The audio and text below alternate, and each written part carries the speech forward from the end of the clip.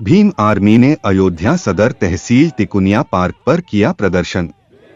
अयोध्या शुक्रवार 20 दिसंबर भीम आर्मी ने तहसील तिकुनिया पार्क पर अमित शाह के बयान को लेकर विरोध प्रदर्शन किया है। भीम आर्मी के पदाधिकारियों ने मीडिया से बात करते हुए कहा कि जिस बाबा साहब डॉक्टर भीमराव अंबेडकर को लेकर अमित शाह ने टिप्पणी की है, उन्हीं के कानून के बदौलत आज उनको यह कुर्सी मिली है और हम लोग किसी भी हाल में बाबा साहब भीमराव अंबेडकर का अपमान नहीं सहेंगे। भीम आर्मी के पदाधिकारियों की मांग थी कि गृह मंत्री अमित शाह या तो इस्तीफा दें या तो भरी सदन में सबके सामने माफी मांगे। यदि ऐसा नहीं होता तो यह प्रदर्शन और बड़े पैमाने पर होगा। भीम आर्मी ने सिटी मैजिस्ट्रेट को ज्ञापन भी सौंपा। ज्ञापन के द्वारा यह मांग की गई है कि अमित शाह या तो माफी मांगे या इस्तीफा दे।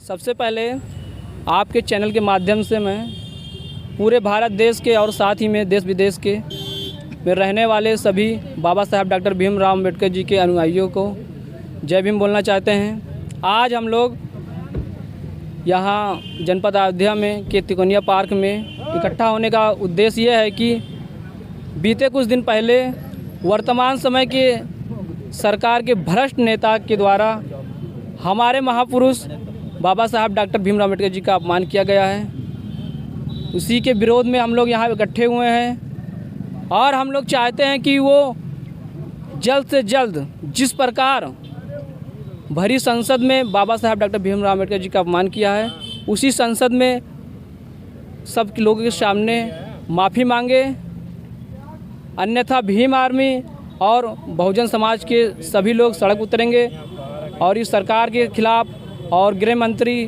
के खिलाफ आंदोलन करेंगे। जो ज्ञापन सौंपा क्या मांगे हैं उसमें? ज्ञापन में हमारे यही है कि हम लोगों ने यही कहा है कि वो माफ़ी मांगे। और नाम विशाल अंबेडकर, भीम आर्मी जिला संगठन सचिव।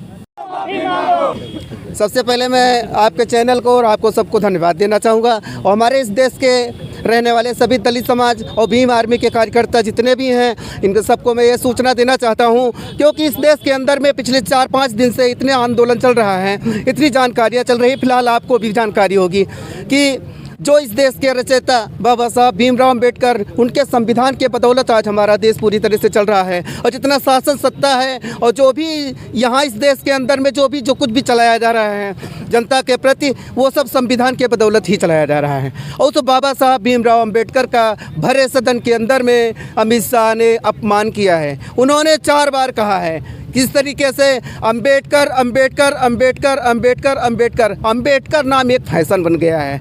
और ये अगर इसी तरह से 4 बार नाम भगवान का लिया गया होता तो शायद स्वर्ग मिल जाता।